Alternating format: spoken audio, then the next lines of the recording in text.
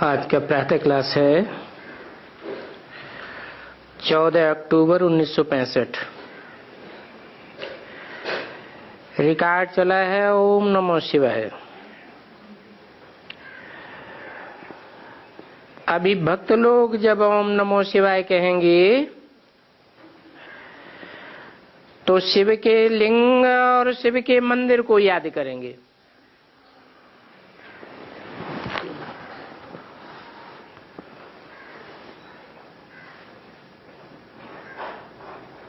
और हम किसकी याद करेंगे? जब रिकॉर्ड चलता है ओम नमो शिवाय तो हम किसको याद करेंगे? वो तो जड़ शिवलिंग को याद करते हैं या तो मंदिर को याद करते हैं। और हम चैतन्य में याद करते हैं, हम जड़ को याद नहीं करते हैं। हमको तो पता है कि शिव बिंदी का नाम है। वो जब शरीर बदलते हैं तो नाम बदल जाते हैं।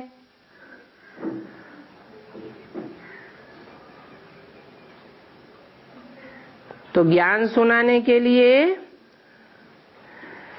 साकार मुकर्रर रथ में प्रवेश करते हैं। भक्त नमः जाकर नमः कहकर जाकर पूजेंगे। तो वो तो हुए पुजारी भक्त, और हम तो शिव बाबा कहेंगे।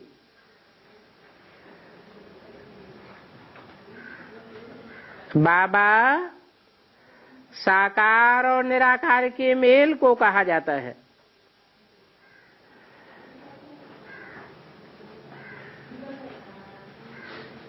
ऐसे तो मंदिर में शिवलिंग भी साकार है परंतु जड़ है। हम तो चैतन्य में ज्योति बिंदु को याद करते हैं।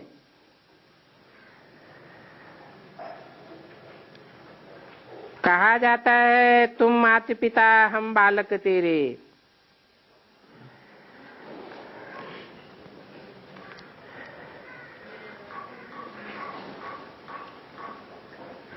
अब तुम चित्र को तो नहीं कहेंगे।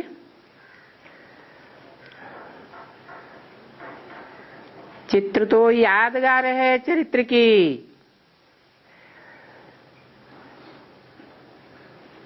तुम जानते हो वही शिव बाबा अब हमको पढ़ाए रहे हैं,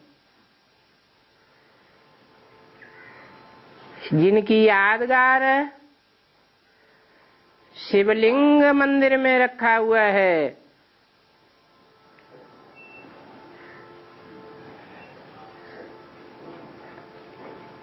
तो देखो भक्ति मार्ग में और ज्ञान मार्ग में रात दिन का फर्क हो गया।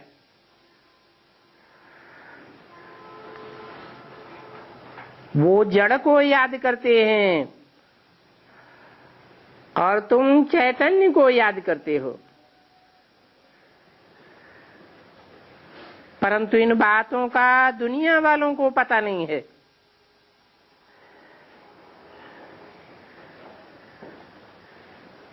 वो क्या जाने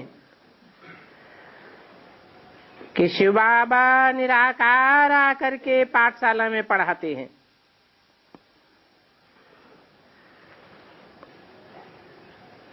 क्या पढ़ाते हैं? सहज राजयोग और ज्ञान। जैसे क्राइस्ट का पुस्तक बाइबल,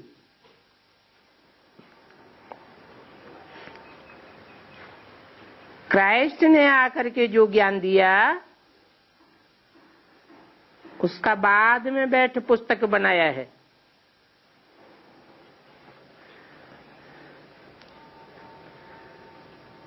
वास्तव में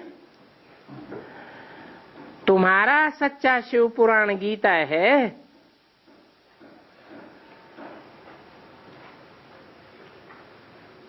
गीता में बाप ने तुमको समझाया है, तो तुमको फिर औरों को समझाना है। और शिव बाबा ने क्या समझाया है? शिव बाबा का जन्म भी मनाते हैं ना,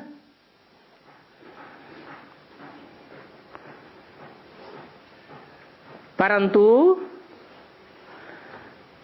नाम दे दिया है महाशिवरात्रि। तो जरूर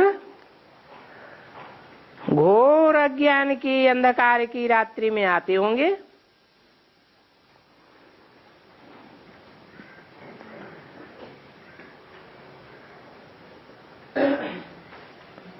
अब शिव पुराण गीता को कहें, बस शिव पुराण को कहें,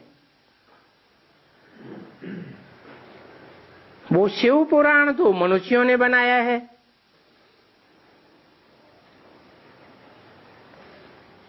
तो दो तो नहीं हो सकते।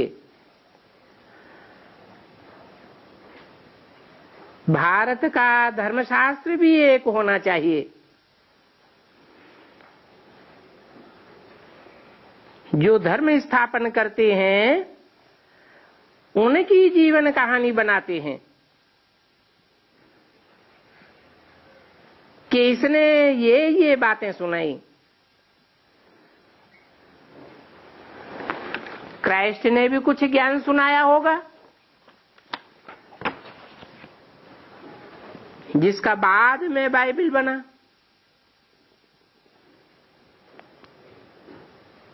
तो उस पुराण में तो बहुत कथाएं हैं।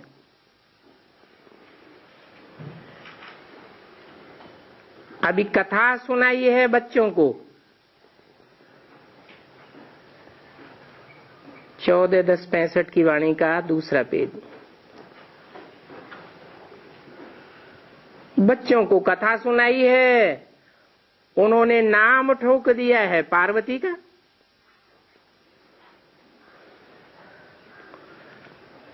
अब उसमें ये तो दिखाया नहीं है कि पवित्रता की प्रतिज्ञा कराई और मनमना भव का अक्षर भी शिव पुराण में नहीं है। तो ये शिव पुराण शास्त्र ही अलग है, और ये तो है तुम्हारी श्रीमद् भगवत गीता।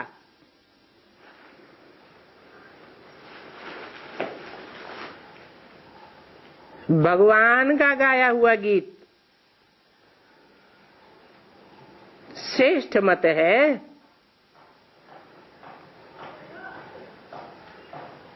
तो भगवान तो एक सिद्ध करना है।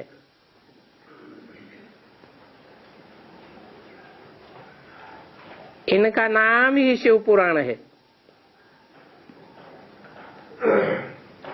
ये गीता फिर कृष्ण पुराण समझ लेते हैं। वास्तव में पतित पावन कृष्ण तो है नहीं,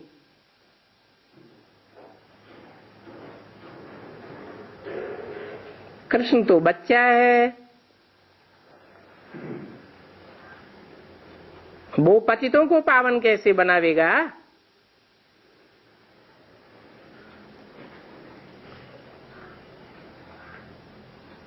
शिव ही पतित पावन है।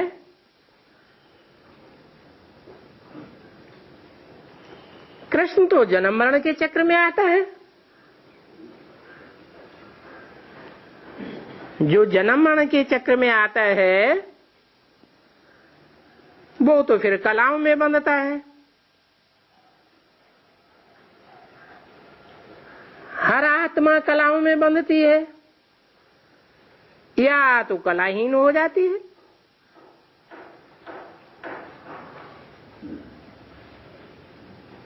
तो कृष्ण पतित पावन नहीं हो सकता। शिव ही पतित पावन है। भारत का धर्मशास्त्र गीता है। शिव पुराण को तो सब नहीं मानेंगे।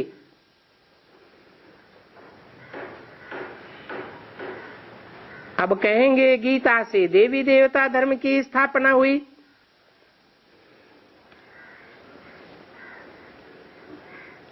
वो स्थापना तो शिव ही कर सकता है।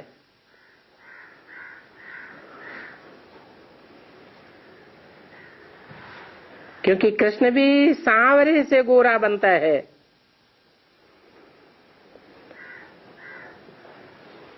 बनाने वाला तो चाहिए ना।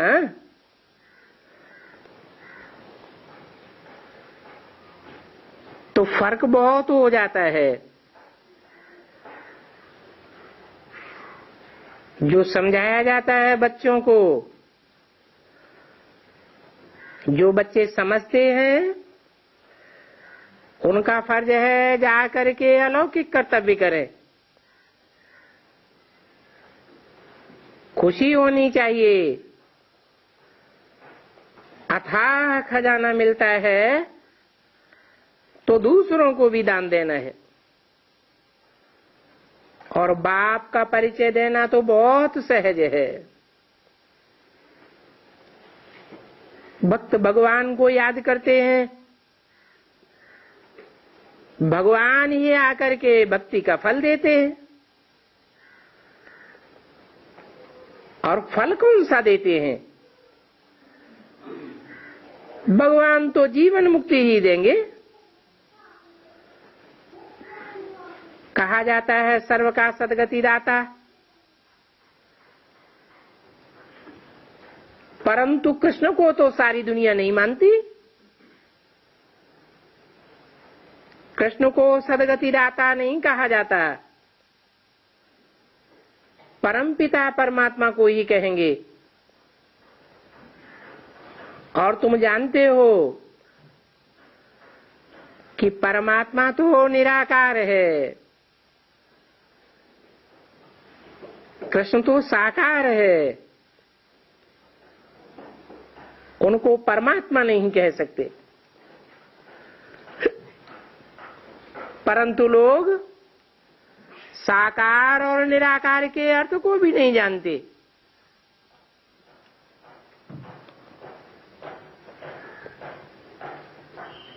भक्त सब साकारी स्टेज में बैठते हैं।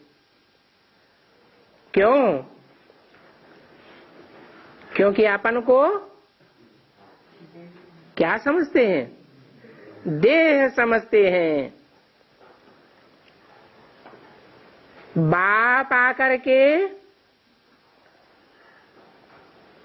परिचय देते हैं कि तुम देह नहीं हो, तुम आत्मा हो। ये परिचय बाप ही दे सकते हैं। क्योंकि वो तो जन्म मरण के चक्र में न आने के कारण साकार बनता ही नहीं। तो कृष्ण साकार को परमात्मा नहीं कह सकते। कृष्ण सभी आत्माओं का बाप नहीं बन सकता। कृष्ण को तो सिर्फ भारतवासी ही मानते हैं। दूसरे धर्म के लोग तो नहीं मानते।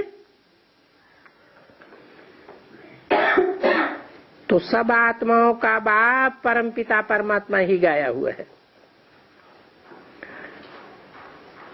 बच्चों को अच्छी रीति परिचय मालूम है तो दूसरों को भी बाप का परिचय देना चाहिए।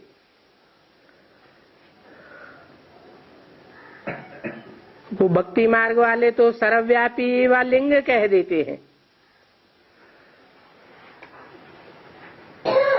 अब भला लिंग का ऑक्यूपेशन क्या होगा?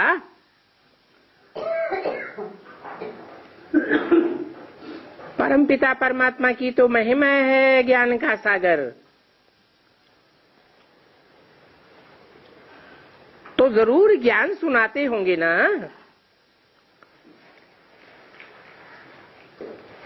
ऐसा ज्ञान सुनाते होंगे जो दुनिया में कोई और सुना न सके। तो पतित पावन उनको ही कहेंगे। ये पोस्टर बाहर लगा देना चाहिए। कोई भी आवे तो आकर के पोस्टर को पढ़े।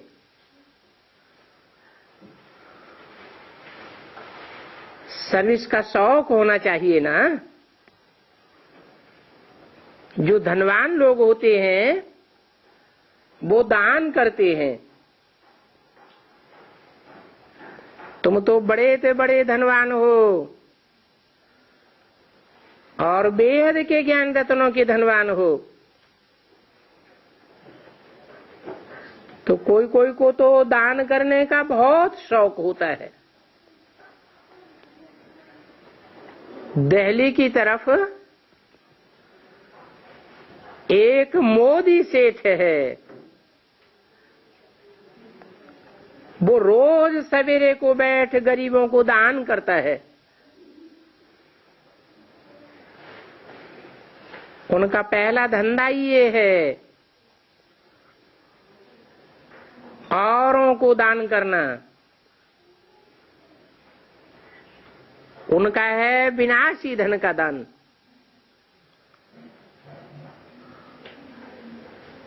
और तुम्हारा है अविनाशी धन का दान। ये अविनाशी ज्ञान रतन है ना। अविनाशी कैसे हैं? ये ज्ञान सतयुग त्रेता में रहेगा क्या है? नहीं रहेगा। फिर अविनाशी कहाँ हुआ? अविनाशी इसलिए है कि इस ज्ञान का सार मैं आत्मा हूं, ये सतयुग त्रेता में हर आत्मा की बुद्धि में रहता है।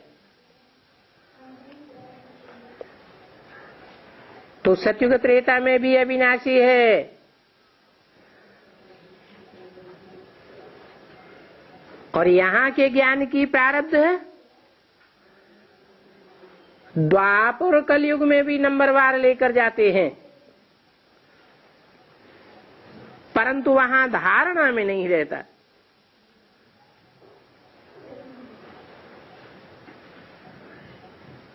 औरों से प्रभावित हो जाते हैं।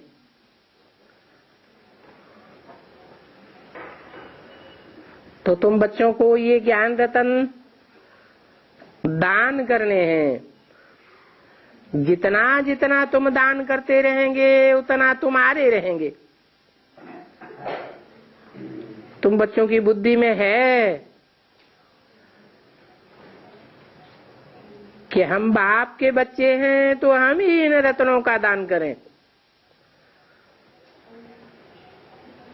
और उसमें भी मुख्य बात है बाप का परिचय देना।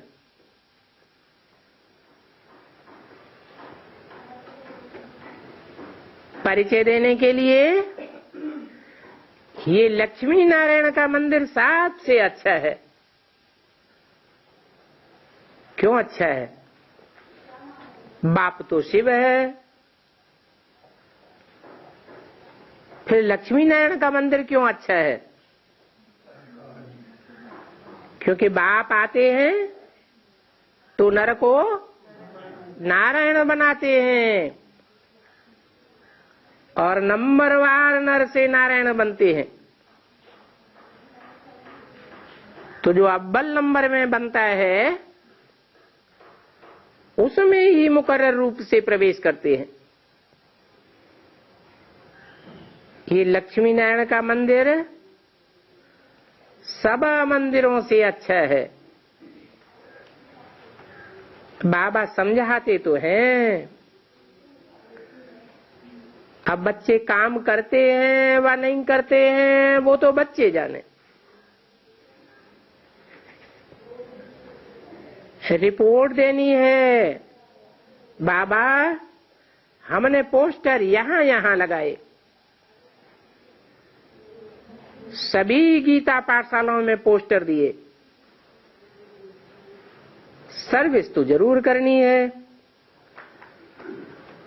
क्योंकि तुम रूहानी सोशल वर्कर हो।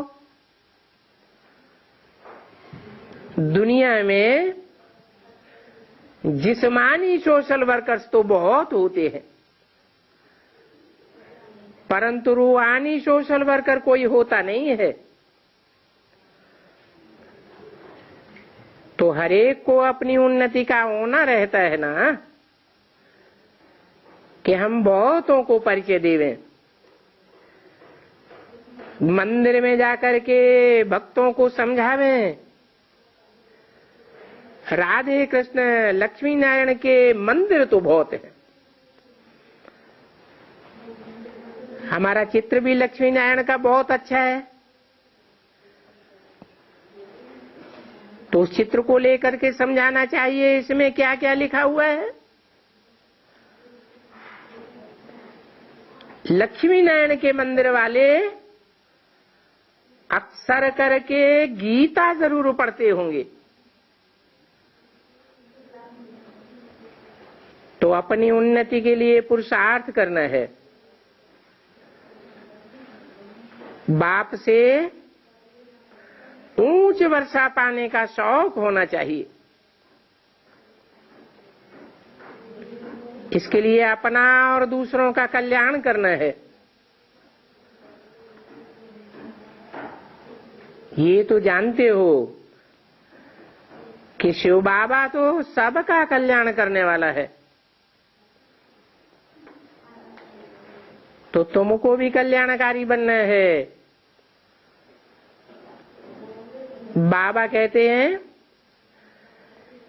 मेरा कल्याण तो कब नहीं होता है, क्योंकि मैं तो कभी कल्याण करता ही नहीं हूं।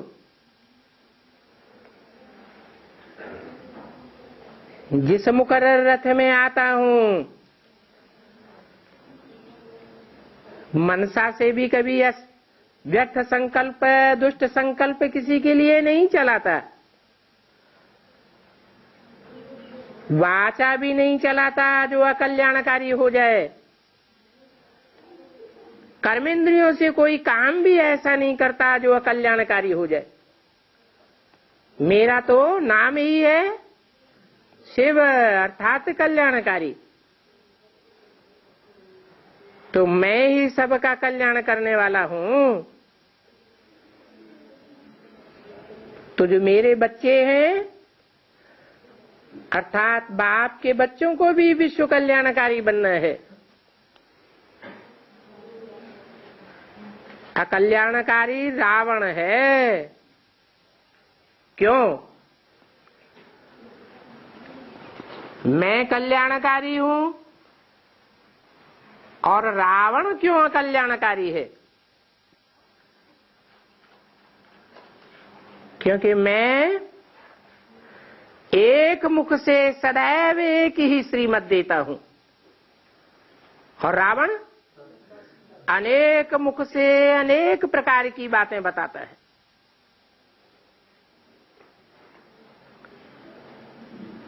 ये बात तुम बच्चे ही जानते हो,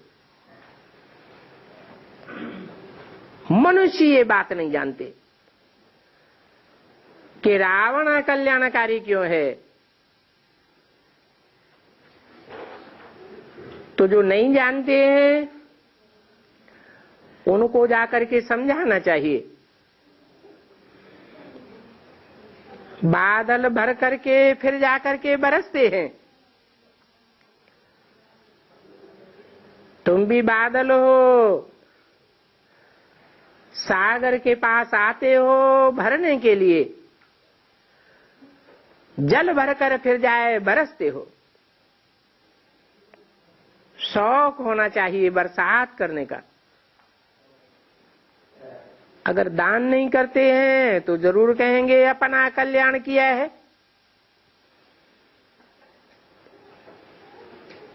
तब औरों का भी नहीं कर सकते। सुनते हैं फिर धंधे पर गए, और थक करके खलास हो गए। दान नहीं देते हैं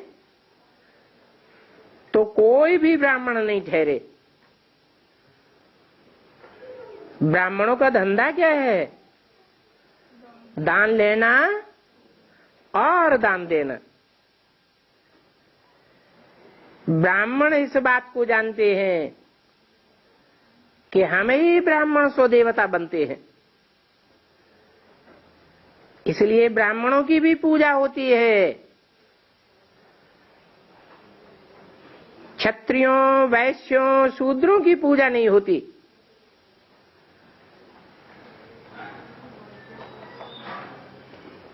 तो औरों को भी देवता बनाना है। हर एक को अपनी दिल से बात करनी है कि मैं क्यों न सबका कल्याण करूं। अगर औरों को देवता नहीं बनावे तो फिर वो ब्राह्मण कैसे ठहरा? शिव बाबा का तो कोई कल्याण नहीं करते हैं। क्यों नहीं करते हैं? है? शिव बाबा का कोई कल्याण क्यों नहीं करते हैं? अरे, शिव बाबा का कभी अकल्याण होता ही नहीं। कोई समझते हैं कि हम दान देकर शिव बाबा का कल्याण करते हैं।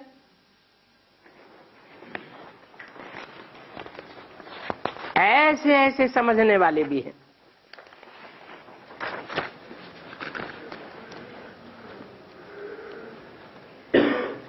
बाबा कहते हैं मैं तो हूं ही सदा कल्याणकारी।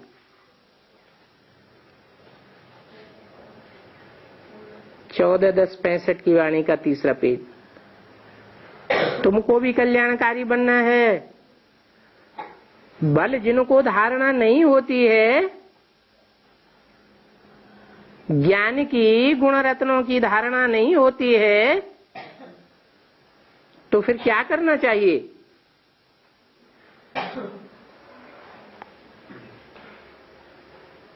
उनके लिए स्थूल सर्विस बहुत है।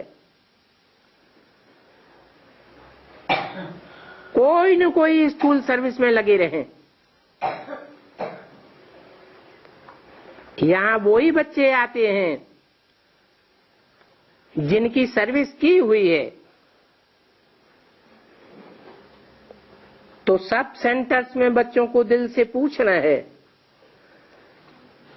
कि हमने सारा दिन में कितनों का कल्याण किया। यहां आते तो बहुत हैं, बाकी आने वालों में थोड़े हैं जो सर्विस में लगे रहते हैं। बाकी तो यहां से गए तो धंधे आदि में लग जाते हैं। समझते हैं गृहस्थ में रहते पवित्र बनना है, परंतु धन का दान भी तो करना है ना। तो अपनी दिल से पूछना है, हम कोई का कल्याण नहीं करेंगे तो फिर हम क्या पद पावेंगे। बहुत ऐसी बच्चियां हैं जो औरों का कल्याण करके पंडा बन करके आती है। उन पंडा बन करके आने वालों में भी नंबरवार हैं। कोई तो 3rd क्लास है, कोई को 2nd क्लास, कोई को 1st क्लास में रखेंगे। तो अपना कल्याण तो करना चाहिए ना। जिनको अपने कल्याण का ही नहीं है वो फिर क्या पद पावेंगे। बहुत ऐसे सेंटर्स हैं जिनमें कई बच्चे सर्विस ही नहीं करते हैं। इतनी ताकत ही नहीं है जो जाकर के दान करें। बाबा तो युक्ति बहुत बतलाते हैं कि सवेरे मंदिर में बहुत जावें, वहां जाकर के ढूंढना पड़े कि देवता धर्म वाला कौन है। मालूम तो पड़ जाता है ना। बाबा चित्र शौक से बनाते हैं। कोई भूल होती है तो फिर करेक्शन भी की जाती है। इन चित्रों में 84 जन्मों का जन्म और मरण लिखा हुआ है, लेकिन मरणाक्षर लिख नहीं सकते हैं। है तो राइट बात कि जिनका जन्म होता है उनका मरण भी जरूर होता है, परंतु जैसा देश होता है वैसा वेश करना पड़ता है। ऐसा लिखने में किसी को अच्छा न लगे, वो कहेंगे कृष्ण तो भगवान है, वो कैसे मरण में आवेगा। अरे कृष्ण की आत्मा तो गर्भ से पैदा होती है, तो जरूर जन्म लेकर के मरती भी होगी। शिव बाबा का तो जन्म ही अलौकिक है, वो तो प्रवेश करते हैं और मनुष्य आत्माओं की तरह प्रवेश नहीं करते हैं। उनका प्रवेश भी दिव्य है। कैसे?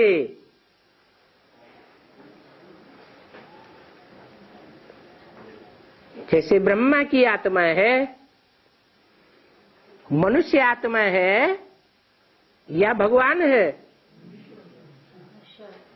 तो ब्रह्मा की आत्मा की प्रवेशता में और शिव बाबा की प्रवेशता में फर्क तो होगा ना। क्या फर्क है? ब्रह्मा जिस आत्मा में प्रवेश करता है उस आत्मा को डुबा देता है। हाँ जी, क्योंकि ब्रह्मा को अपना सूक्ष्म शरीर है, शिव बाबा को अपना सूक्ष्म शरीर नहीं होता है, स्थूल शरीर भी उनका अपना नहीं है। तो जिसमें प्रवेश करता है हल्का फुल्का रहता है। उनको अपनी आत्मा की भी याद रहती है, परंतु पता नहीं पड़ता है कि शिव ने कब प्रवेश किया और कब चला गया। मनुष्य आत्माएं प्रवेश करती है तो चेहरा मोरा बदल जाता है। ब्रह्मा में अर्थात माता के रूप में जब भगवान प्रवेश करते थे तो ब्रह्मा का चेहरा मोरा बदलता था क्या? नहीं बदलता था। तो इससे साबित होता है कि जो गीता में लिखा हुआ है, जन्म कर्म च मे दिव्यम, मेरा जन्म और मेरा कर्म दोनों दिव्य है। ऐसे नहीं कि मैं प्रवेश करता हूं तो कर्मेंद्रियों से कर्म ही नहीं करता हूं, कर्म तो करता हूं, लेकिन मनुष्यों के कर्मों में और मेरे कर्मों में क्या अंतर है?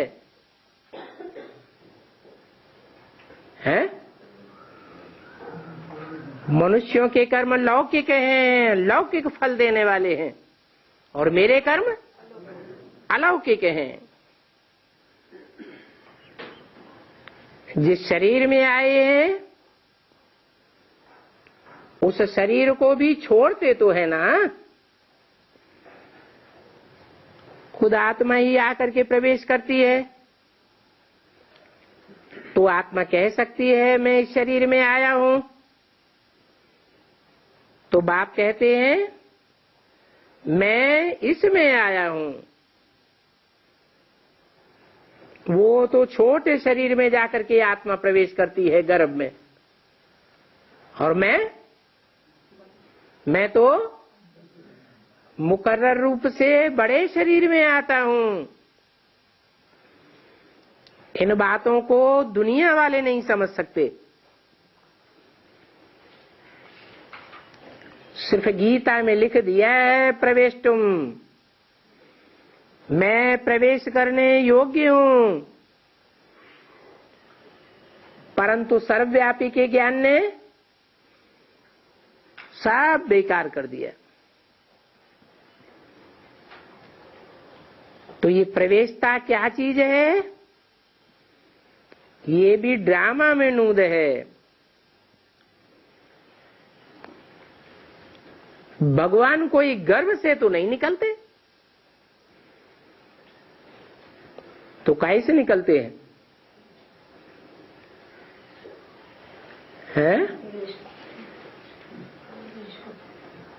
ये ज्ञान गर्भ की बात है। जैसे लौकिक में आत्मा प्रवेश करती है तो जन्म कहा जाता है क्या? प्रवेश करने को तो जन्म नहीं कहा जाता। ऐसे ही 1936 में मैं जन्म लेता हूं या सिर्फ प्रवेश करता हूं? सिर्फ प्रवेश होता है। जन्म तो तब कहा जाए जब बच्चा बाहर आवे, सबको पता चल जाता है कि बच्चे का जन्म हुआ। धीरे धीरे पता लगता है या सारी दुनिया को एक साथ पता लग जाता है। ऐसे ही बाप का प्रत्यक्षता वर्ष मनाया गया। नंबरवार जो पुरुषार्थी ब्राह्मण हैं, ज्ञान के चात्रक हैं, उनकी बुद्धि में बैठता जाता है कि बाप आया हुआ है। तो ये प्रवेशता क्या चीज है? ये भी ड्रामा में नूद है। बाकी ऐसे नहीं कि कोई गर्भ से निकलते हैं। गर्भ भी पहले छोटा होता है, फिर बड़ा होता है। ये भी ज्ञान गर्भ है। पहले विस्तार इतना नहीं होता है ज्ञान का, बाद में विस्तार होता जाता है। तो ये भी वंडर है कि भगवान बाप गर्भ से तो नहीं निकलते हैं, फिर भी देखो कैसे घूमते फिरते हैं कि एक ही जगह बैठे रहते हैं। घूमते फिरते देखने में भी आते हैं, परंतु ये भी माया है, ड्रामा में नूद है। कैसे बनते हैं, कौन बैठ पता निकाले। ये ड्रामा बड़ा वंडरफुल है। कोई आत्मा को शरीर न मिले तो कितना भटकती है। कौन सी आत्मा? मनुष्यों की आत्मा को शरीर नहीं मिलता है तो भटकते रहते हैं। उनकी छाया रूप ले लेती है। जैसे पांछा होता है ना, जो घोस्ट होते हैं, भूत होते हैं, उनका फिर परछाया भी नहीं पड़ता, आया और गुम हो गया। परंतु अपन इन बातों में भी क्यों जावे है? इन भूत प्रेतों का चिंतन हमारा क्यों चले? हम भूत प्रेत योनियों में जाने वाले हैं क्या? नहीं। गीता में लिखा है जो भूत प्रेतों की उपासना करते हैं वो भूत योनि में जाते हैं, देवताओं की उपासना करते हैं वे देव योनि में जाते हैं। जैसे अभी ब्राह्मण परिवार में कोई तो है जो शिव बाबा को पहचान लेते हैं, शिव बाबा के नजदीक ही दौड़े दौड़े जाते हैं। कोई फिर ऐसे हैं कि पता ही नहीं कि शिव बाबा है या नहीं है। कहाँ जाते हैं? नहीं, ब्रह्मा के पास ही जाते हैं। नहीं, निराकार ब्रह्मा नहीं, ब्रह्मा का जहां ट्रांसलाइट का चित्र रखा हुआ है वहां जाते हैं, ब्रह्मा को ही याद करते हैं। अब तुम तो जानते हो हमको इन भूत प्रेतों की बातों से कोई दरकार ही नहीं। अगर इस खोज में हम जावें, किस खोज में? भूत प्रेतों की खोज में हम जावें तो फिर हम शिव बाबा को ही भूल जावेंगे। बाबा का फरमान है एक शिव बाबा दूसरा न कोई। देवताओं को भी याद नहीं करना है, भूत प्रेतों को भी याद नहीं करना है, मनुष्यों को भी याद नहीं करना है, सिर्फ एक शिव बाबा को याद करना।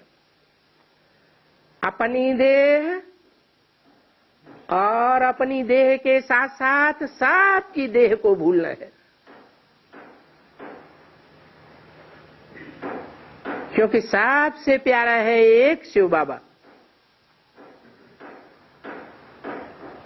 बाप भी कहते हैं और कोई बात में न जाकर सिर्फ एक शिव बाबा को याद करो। हमारी याद की ही यात्रा है और मन मना भव का अर्थ ही ये है। तो तुम्हारे जन्म जन्मांतर के सारे पाप कर्म भस्म हो जाएंगे। मैं ही पतित पावन हूं जो तुमको लेने आया हूं।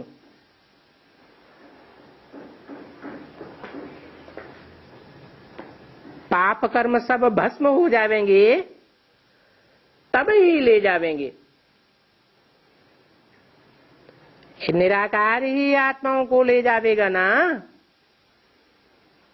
तो निराकार आत्माओं को ले जावेगा या जो आत्माएं साकारी स्टेज में होंगी उनको ले जावेगा।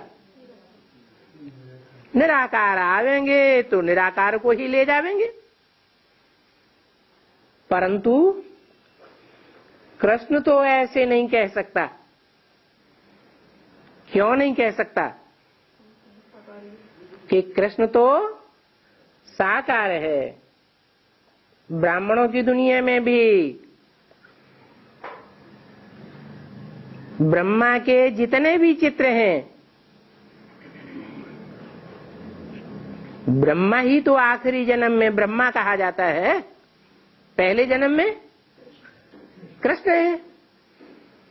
तो कृष्ण की आत्मा तो ऐसे नहीं कह सकती कि मैं साकार हूं। कोई फोटो ऐसा है कृष्ण के आखिरी जन्म का जो निराकारी स्टेज का हो? एक भी फोटो इब्राहिम, क्राइस्ट, बुद्ध, नानक की तरह निराकारी स्टेज वाला नहीं मिलेगा। तो कृष्ण उर्फ ब्रह्मा तो नहीं कह सकता कि मैं निराकारी हूं।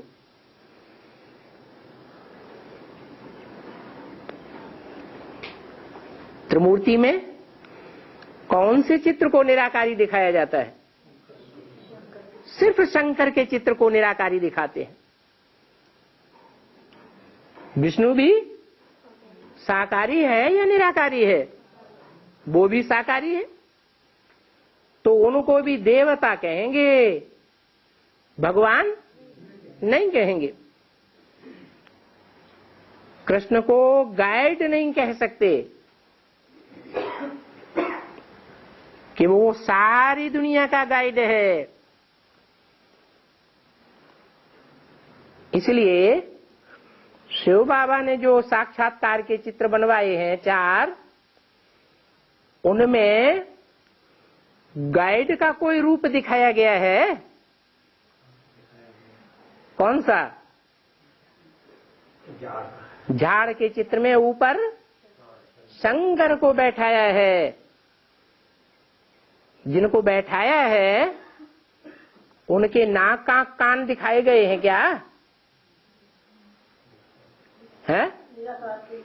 नहीं, वो तो निराकारी स्टेज है। साकार इंद्रियों का जैसे कि उनको भान ही नहीं। आंखें होते हुए भी जैसे कि नहीं है, और कान होते हुए भी जैसे कि कोई ग्लानि की बात नहीं सुनते। गैन तो है कलंकी अवतार, परंतु क्या उनकी आत्मा को कलंक लगते हैं? हैं? आत्मा को कोई कलंक नहीं लगते। तो गाइड कृष्ण नहीं हो सकता, शिव बाबा ही गाइड है। गाइड साकार भी होगा स्टेज में या प्रैक्टिकल में भी होगा? प्रैक्टिकल में भी साकार होना चाहिए, परंतु निराकारी स्टेज वाला। तो कहेंगे निराकारी ही गाइड है। अगर साकार गाइड हो तो साकारी दुनिया में ले जावेगा या निराकारी दुनिया में ले जावेगा? साकारी दुनिया में ले जावेगा। वो बाप तो सब आत्माओं को ले जाते हैं।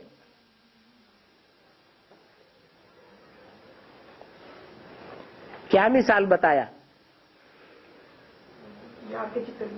नहीं, आत्माओं को ले तो जाते हैं, लेकिन मच्छरों सदृश ले जाते हैं। जैसे कि मच्छरों की कोई वैल्यू होती है? हैं? नहीं होती, पट से मार देते हैं।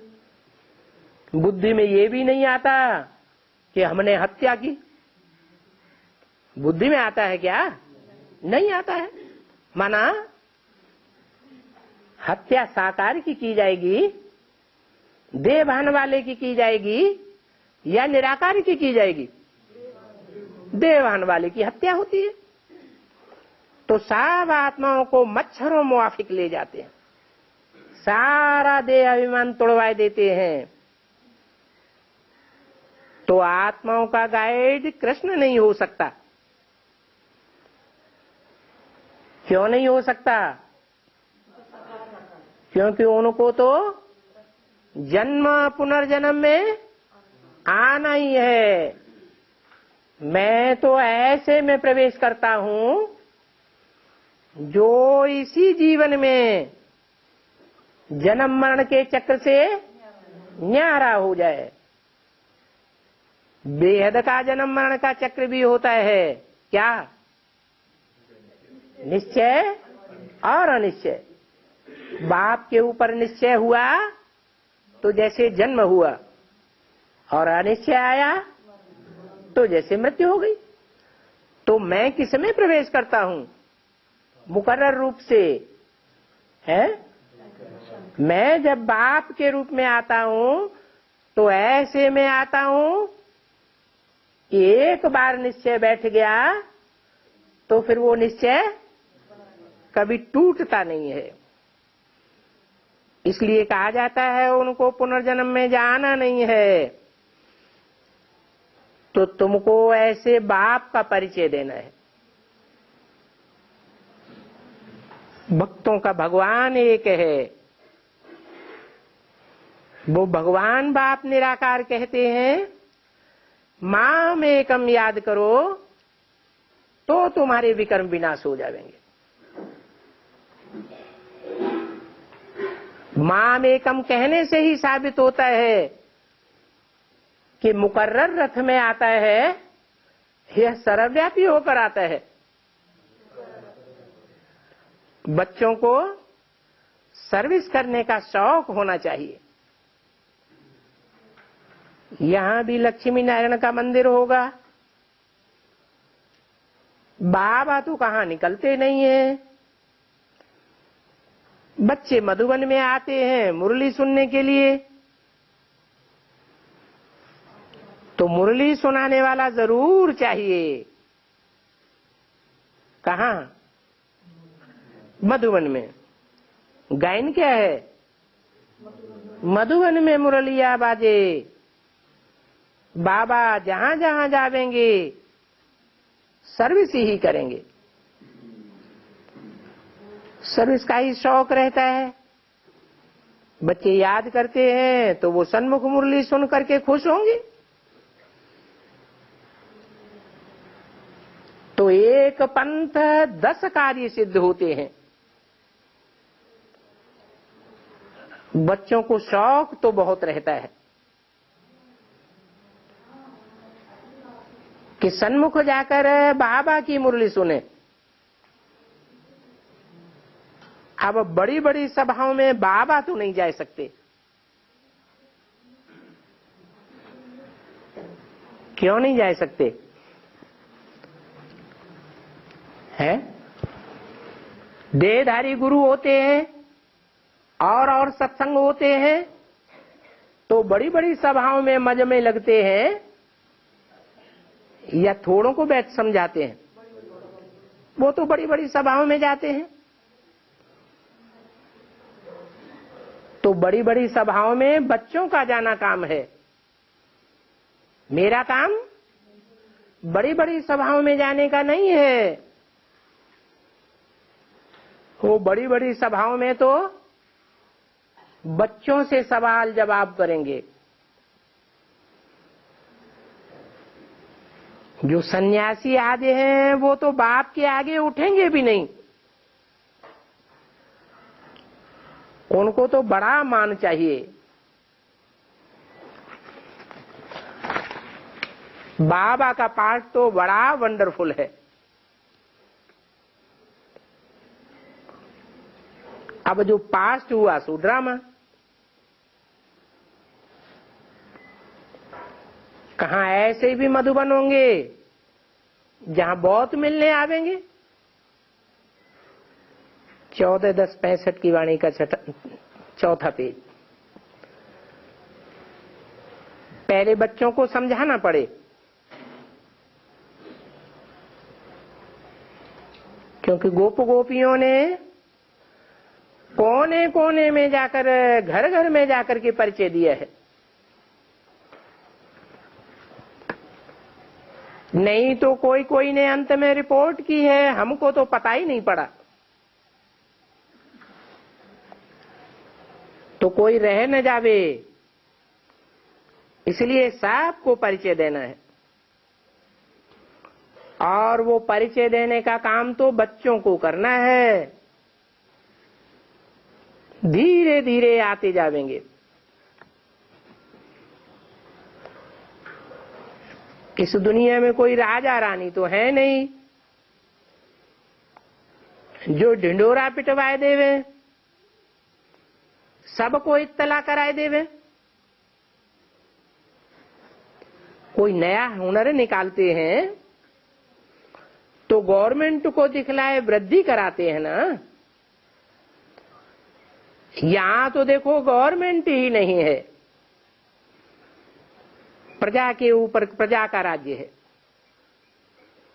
तो बहुतों को निमंत्रण देना है। इसलिए बाबा ये चित्र आदि भी छपवाते रहते हैं। ये चित्र बाहर में जावेंगे। अभी टाइम भी बहुत पड़ा हुआ है। बच्चों को मेहनत करनी पड़े।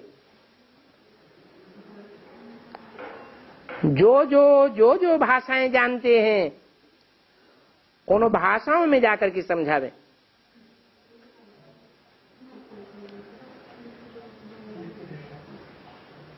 अनेक प्रकार की भाषाएं हैं। तो बाबा तो राय देते हैं कि बच्चों को बहुत भाषाएं सीखनी चाहिए और सब भाषाओं में परिचय छपाना चाहिए।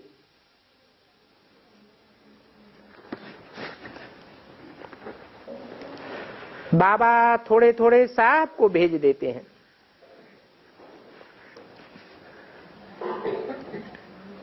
लिथो में तो कॉपी किया जाता है, परंतु कोई छपावे वो बुद्धि में नहीं है। तो बच्चों की बेहद की बुद्धि चाहिए। ऐसे भी नहीं है कि बाबा से आकर के पूछें कि बाबा हम नौकरी छोड़ें, नौकरी भी छोड़ करके बैठ जाएं और फिर सर्विस भी ना कर सके तो फिर और भी माया खावेगी, आत्मा के ऊपर और भी बोझा चढ़ जाएगा। इस ईश्वरीय सेवा में तो बहुत स्वभाव मीठा होना चाहिए, क्योंकि बच्चों में क्रोध तो बहुत है। समझाते समझाते आंखें ही दिखाने लग पड़ते हैं। फिर बाबा के पास रिपोर्ट आती है कि बाबा के बच्चों में भी क्रोध है। अच्छे अच्छे बच्चे बाबा को लिखते हैं हमारी किसी से बनती नहीं है, परंतु बच्चों के मुख से ये अक्षर निकलना नहीं चाहिए कि हमारी किसी से बनती नहीं है, इसलिए हम इनसे बात ही नहीं करेंगे। किसी से बात न करना, किसी को आंख उठाकर देखना भी नहीं, इससे क्या जाहिर होता है, हैं? इससे तो देहभान जाहिर होता है। बच्चों में देह अहंकार व क्रोध है तो बहुतों का नुकसान करते रहते हैं और फिर रिजल्ट क्या होता है कि सेंटर्स ही टूट फूट पड़ते हैं। बाप को कितना बच्चों का ख्याल रहता है, सब बच्चों के ऊपर नजर रखनी होती है। मम्मा बच्ची थी फिर भी मां कहलाती थी। उम्र के लिहाज से तो बच्ची थी ना, उनको भी फुरना रहता था। अभी तो सारा मदार बाबा के ऊपर आकर पड़ा है। बल मम्मा अभी भी जानती है, सर्विस तो करती रहती है ना। ध्यान में भी कहां न कहां माया प्रवेश हो जाती है। कोई में मम्मा पधारी, कोई में शिव आया, फिर कई संशय बुद्धि बन पड़ते हैं।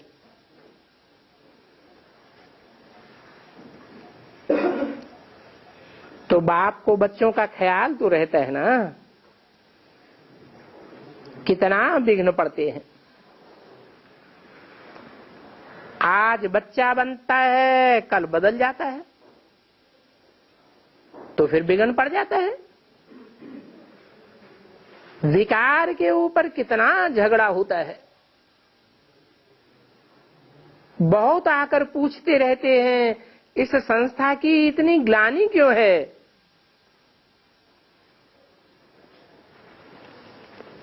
समझते नहीं है ना। शास्त्रों में कृष्ण की कितनी ग्लानि की है। दिखाते हैं फलानी को भगाया, ये किया। अब कृष्ण तो ऐसे नहीं कर सकता। यहां भी देखो भगाने करने के कितने कलंक लगाए हैं। कहते हैं ये घर बार छुड़ाते हैं। अब क्यों छुड़ाते हैं ये तो कोई जानते नहीं। जब तक समझाया जाए क्यों विघ्न पड़ते हैं। मुख्य है ही काम विकार, इससे ही नाम बदनाम हुआ है। और ये तो वंडरफुल बात है। ब्रह्मा द्वारा ही ब्राह्मण रचे जाते हैं, तो पहले पहले शिव बाबा का परिचय देना है। इनसे वर्षा मिलता है। परंतु माया ऐसी है, तकदीर में नहीं है तो भूल जाते हैं। कितने माया के विघ्न पड़ते हैं। कोई को धारणा नहीं होती है, ये भी विघ्न है। क्यों नहीं इतनी सहज सर्विस कर सकते हैं। भगवान बाप तो मिला है ना, कुछ नहीं कर सकते हो तो उस अलफ बाप को ही याद करो। शिव भगवान वाच है ना, माम एकम याद करो तो मेरे से ही तुमको वर्षा मिल जाएगा। भक्त लोग कहते हैं ना ओ गॉड फादर, तो बाप से वर्षा मिल रहा है। कुछ न कुछ सर्विस का शौक होना चाहिए, नहीं तो अपना ऊंचा पद कर नहीं सकेंगे। सर्विस तो दुनिया में बहुत है, परंतु माया का रोला भी बहुत लगता है। फिर बाप का नाम भी गुम और नॉलेज भी गुम कर देते हैं। तो बच्चों को पहचान देनी पड़े। हमको बाप का हुक्म मिला हुआ है दूसरों को निमंत्रण देने का। ऐसा कहने से कोई क्रोध नहीं करेंगे। ये पोस्टर छपे हुए हैं सर्विस करने के लिए, पोस्टर कोई रखने के लिए नहीं बने हैं। ये शिवाय नमः अक्षर बड़ा अच्छा है, पूरा शिव बाबा का परिचय है। निराकार शिव बाबा आया है, जरूर वर्षा दिया है, और आकर के पति दुनिया को पावन बनाया था। ऐसे नहीं कि ब्रह्मा के अंदर आकर ज्ञान सुनाकर चला गया, फिर पतितों को पावन सर्वव्यापी बनकर बनाते रहे। तो ऐसे ऐसे अपन से ख्याल कर फिर जाकर के कोई को समझाना पड़ता है। शिव के यादगार मंदिर भी बहुत हैं, वहां गुप्त वेश में जाकर के बोलना चाहिए। ये मंदिर में अंदर जो शिव बैठा हुआ है ये कौन है, इसकी पूजा क्यों करते हैं। शिव तो निराकार को कहा जाता है। ये लिंग निराकार है या साकार है। लिंग को क्या कहेंगे, है वो तो बड़ा रूप है ना। बड़ा रूप साकार का होता है, अति सूक्ष्म रूप निराकार का होता है। तो ये जो मंदिर में शिवलिंग रखा हुआ है इसने क्या किया।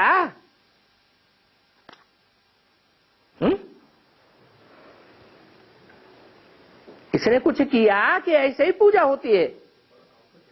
क्या बड़ा काम करके दिखाया। है, और देवताओं की और इंद्रियों की पूजा होती है, और शिव की सिर्फ लिंग की पूजा होती है। तो इसने ऐसा क्या किया जो इतनी पूजा होती है? इतने मंदिर बने हुए हैं, सबसे जास्ती मंदिर शिव के बने हुए हैं। तो युक्ति से जाकर के उनको पकड़ना चाहिए, तब उनकी बुद्धि में बैठेगा। नहीं तो दुनिया में तो कितनी भगवान की ग्लानि करते हैं। तुम्हारा काम है समझाना, फिर भले समझे अथवा न समझे। तुम्हारे कुल का होगा तो समझेगा, तुम्हारे कुल का नहीं होगा नहीं समझेगा।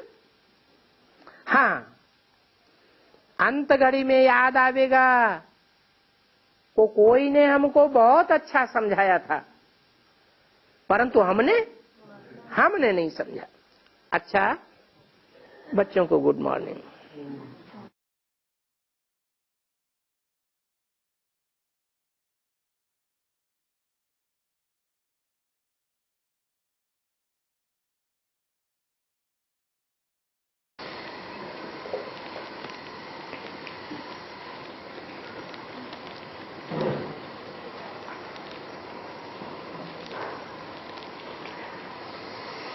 एक दूसरे को जो टच करने की आदत वाले होते हैं, अथवा जानबूझ करके भी एक दूसरे को टच करते हैं, वो बाबा के दिल पर चढ़ नहीं सकते। मगर अनजान में अथवा भूल में टच हो जाता है तो बाबा के दिल पर चढ़ सकते हैं क्या, या नहीं चढ़ सकते?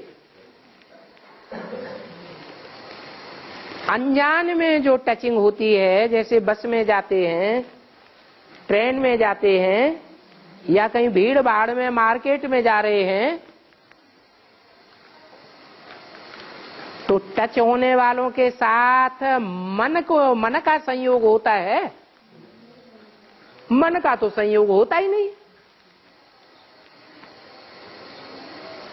तो कर्मेंद्रियों का संग का रंग तब ही लगता है जब मन का संयोग होता है। अगर मन साथ नहीं देता है, दिल नहीं है, तो हिसाब किताब नहीं बनेगा।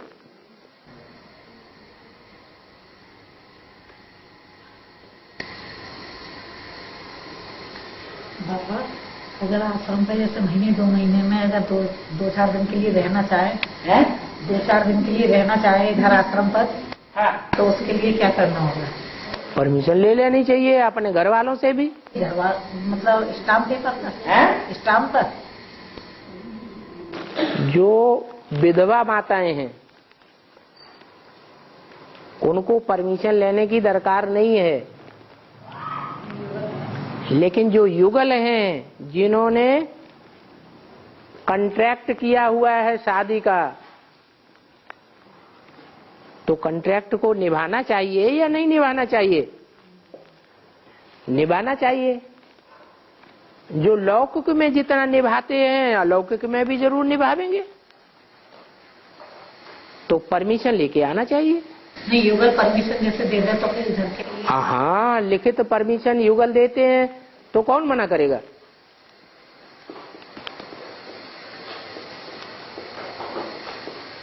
यज्ञ में माताओं की कमी रहती है या कन्याओं की कमी रहती है? माताओं की कमी रहती है।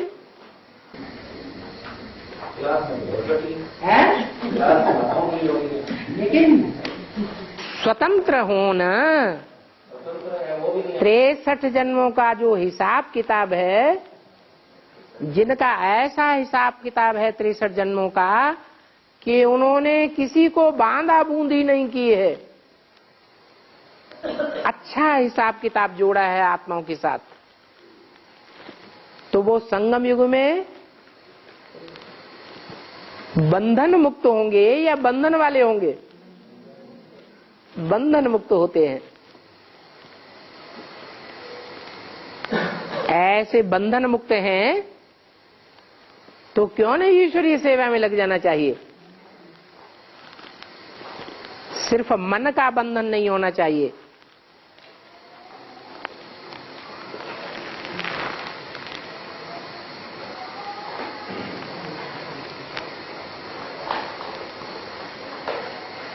जो शिव शक्तियों के ऊपर गंदी दृष्टि डालते हैं तो उनकी क्या शूटिंग होती है? महाभारत में कोई आख्यानी प्रसिद्ध है? कोई यादगार है इस बात की? क्या? कीचक,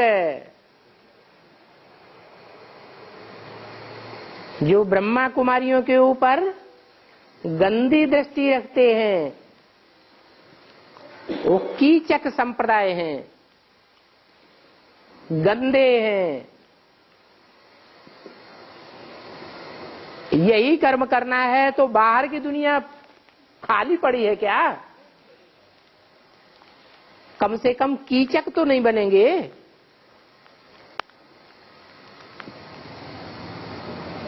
राक्षस संप्रदाय में तो गिनती नहीं होगी।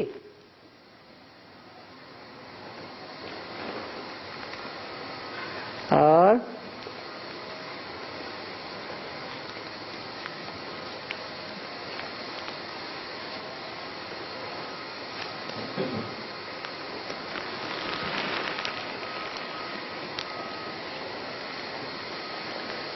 बाबा के 1-2 दिन पहले से ही, बाबा के आने से 1-2 दिन पहले से ही ऐसे संकल्प और स्वप्न क्यों आने लगते हैं कि बाबा आने वाले हैं? है?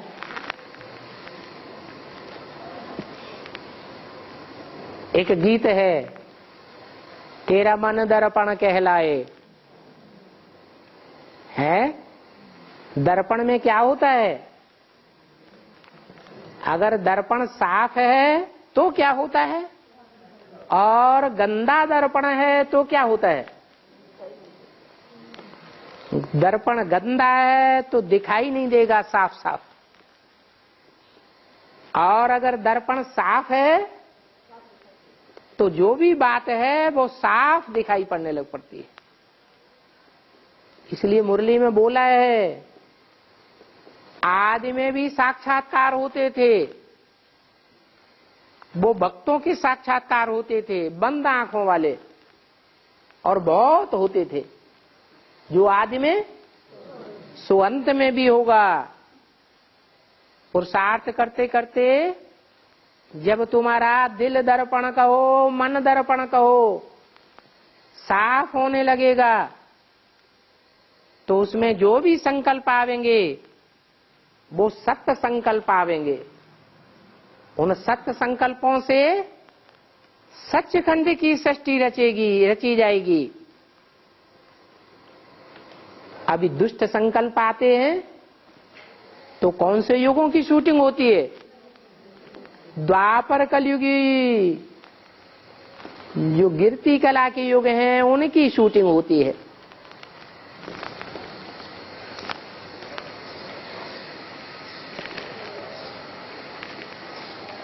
ये जो 8 पॉइंट की सेवा हो रही है, तो ये बीके वाले इन 8 पॉइंट से इतने डरते क्यों हैं कि जहां भी 8 पॉइंट्स का पोस्टर देखते हैं तो फाड़ देते हैं? है? क्यों डरते हैं? है? नहीं,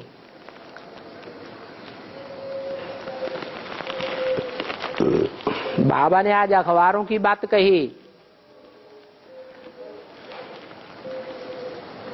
कि कोई बच्चे हैं अखबार ऐसे पढ़ते हैं जैसे कि बुद्धि है ही नहीं। अखबारों की बातों को ज्ञान से टैली ही नहीं कर सकते।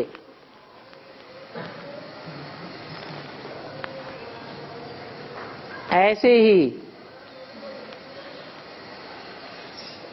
और मीडियाज हैं।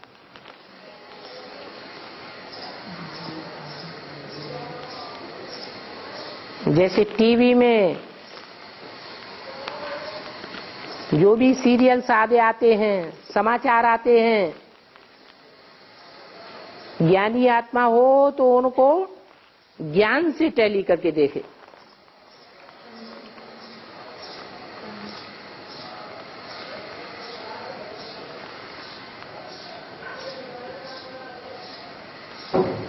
भय पैदा हो जाता है बीके वालों को।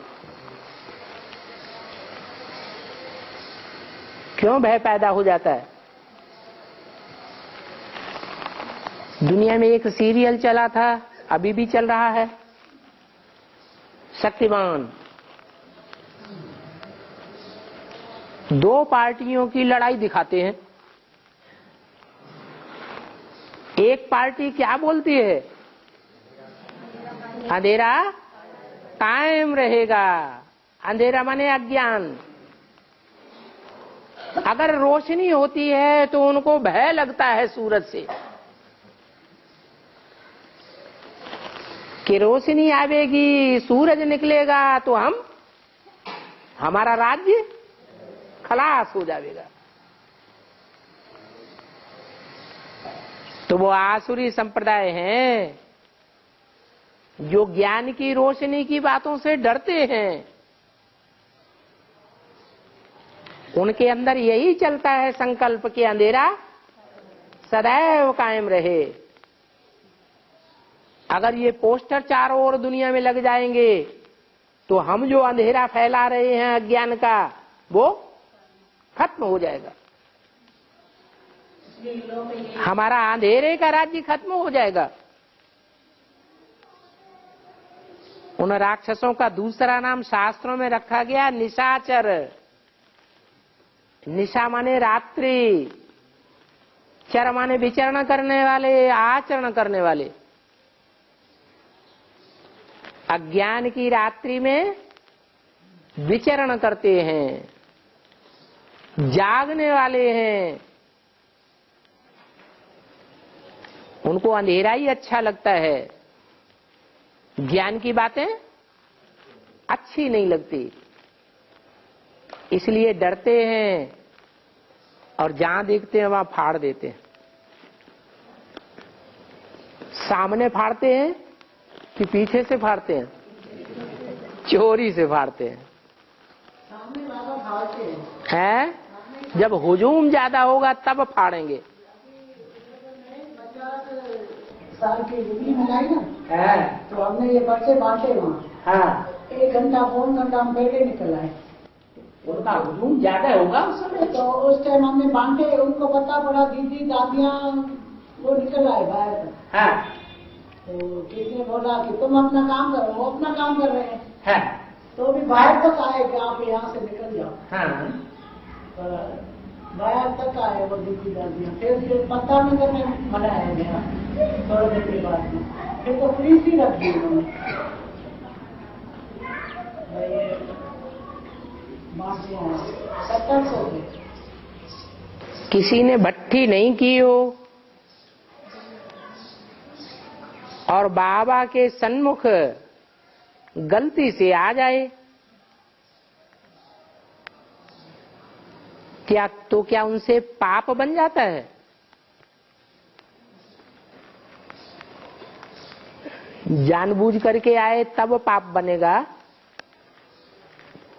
या भूल से कोई गलती हो जाए तो पाप बनता है? हैं? जानबूझ के होता है तो पाप बनता है।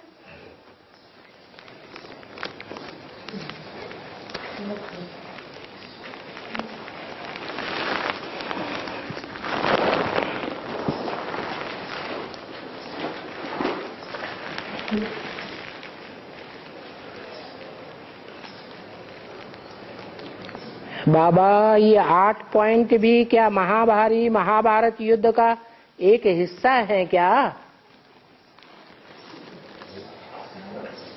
महाभारत युद्ध भारत का लास्ट युद्ध है या बीच का छोटा मोटा युद्ध है? और बड़ी लड़ाई कब होगी? बीच में होगी या अंत में होगी? अंत में होगी।